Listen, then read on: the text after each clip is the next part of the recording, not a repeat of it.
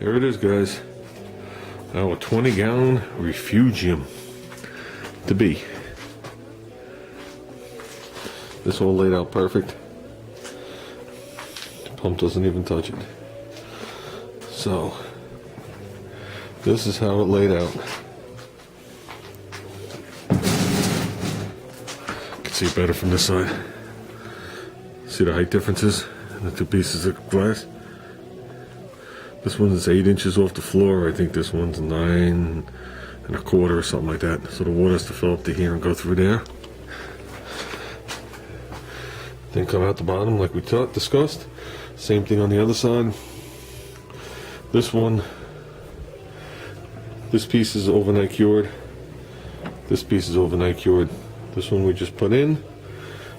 This one we just put in.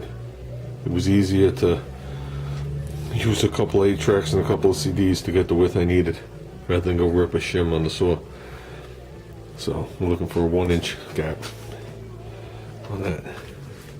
So this way I know, because this one was just touching. I was afraid that if I walked away it would settle down. So this way I know it's going to stay like that at the right height. So that's pretty much it. We knocked this out way too quick tonight. We did this and something outside already. I guess this is what's next.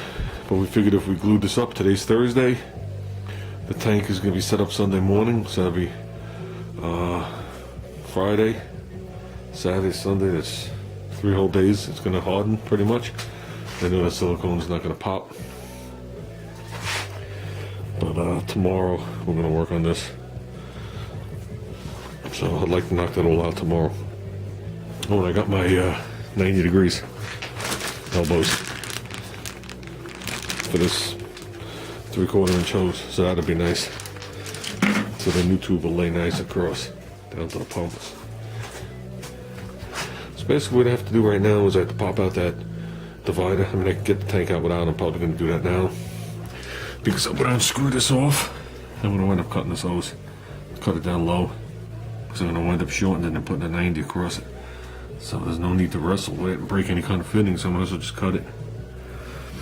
And I can get this tank out, find out what's holding this thing on, which I'm sure is not much. And I want to take some measurements to decide exactly how I'm going to do this. Okay, you can finally see the difference. There's the 10, there's the 20 long. 2 inches wider, same height, 10 inches longer. So it's a no-brainer. I had the tank, I could fit it onto there. All I just paid for was the plexiglass and 1 tube of silicone. I had one. So it's a no-brainer to fit this thing onto there now. But now you can see why it doesn't fit in the width. So we'll get it. We'll definitely get it. There you go. Back brace is gone. Told you, just held in with staples. This was 3/4 of an inch from touching the top of the tank. So, could put it back in there for purriness if I want. Did a measurement. Top edge of this is 3 inches off the inside of the floor. So, no better way to get 3 inches but to lay 2 2x4s down. So I had to notch the 2x4 around this piece of wood here, which is no big deal.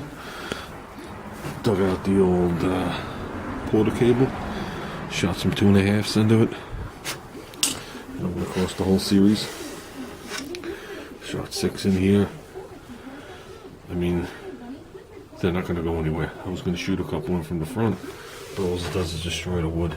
Then I don't have to putty it and do whatever. I just shot them there so they wouldn't walk around. Nothing here is being moved. Babies ain't going nowhere, guys. Not bad for a guy without any fabrication and what's it called, woodworking skills. So I think that fits just beautiful. Just beautiful. Like I said, you got about 1/4 of an inch. It's not resting on that anyway, but that's what I call squeezing it in. I just went around the front to make sure the doors fit, because the doors I had forgotten.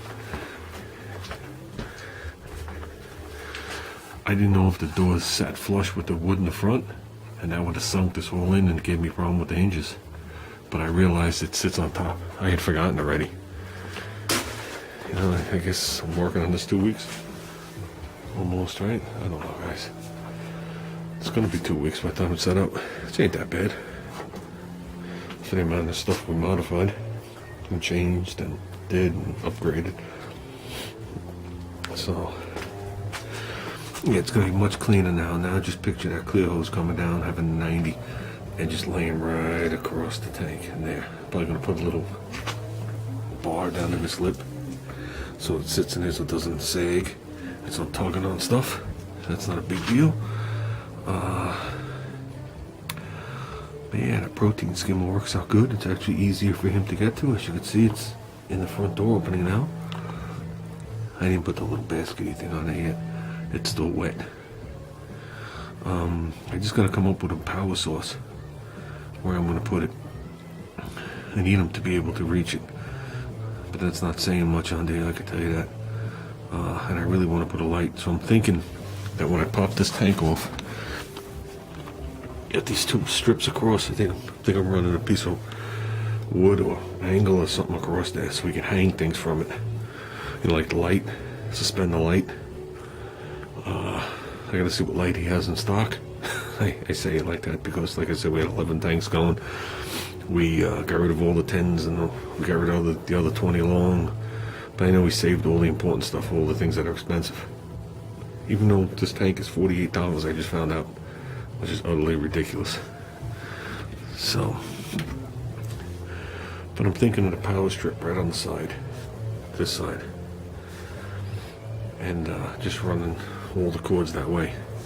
Because there's going to be one cord for the protein skimmer. There's going to be one cord for the pump. The heat is now going to be submerged in here, so that's 3 cords. Coming down the back is going to be the cord for the light. Possibly that'll probably go right into the wall. Because I like to be able to turn off the tank and still. I like to have the light separate. What else we gonna have? And then we got 2 power heads. Those are definitely the cords are gonna come down here because this timer's on the thing. And I think that's it. So, but it's nice we get rid of all this stuff right here. That's what's nicer about these tanks than the fresh water. You know, the only 2 cords you're gonna see is, well, you're gonna see the one cord from the light coming down the back, which you're not even gonna see through here, and the 2 cords from the power head. You don't see any filters hanging off the back. You don't see any heaters. No air lines, no nothing. So these tanks don't require air lines. So the only thing that didn't go to plan was I really wanted to space the tank off the floor and have an air gap under it. That just didn't work out. I would have been sitting here building a frame forever. And like I said, if I didn't paint this, maybe I would have broke it down and did it. You know, we had no intention of doing this. So we're just gonna have to live with it the way it is. So I think what I might do is this back piece here, I might just come here with a hole saw and just put a series of holes in the back so it could breathe. Not that the thing's that tight, but you know what I mean. So that's pretty much it, guys. I think the next installment you're gonna see is later on in the week, or it's actually Sunday morning, it's Easter morning. We're gonna bring this thing in and set it up. Because I work Saturday, and Saturday night I'm gonna go out. So it'll give me 1 day away, you know, 1 day break from here. I was originally gonna do what you see tomorrow night, so I'm ahead of the game. So with this, I don't know what I'm gonna do tomorrow on here. I might work on the power strip and some things like that. So I'm not gonna be able to do any of this stuff in the house. Do that small front door over this tank. So I don't even know if this protein skim is going to be in. I might as well just leave it out, but I'm not sure. So that's it. I'm going to break this back down, bring the tank in the house, and then clean up out here. It's nice to have some of the carpentry tools back out. I miss doing that too. Okay guys, have a good night.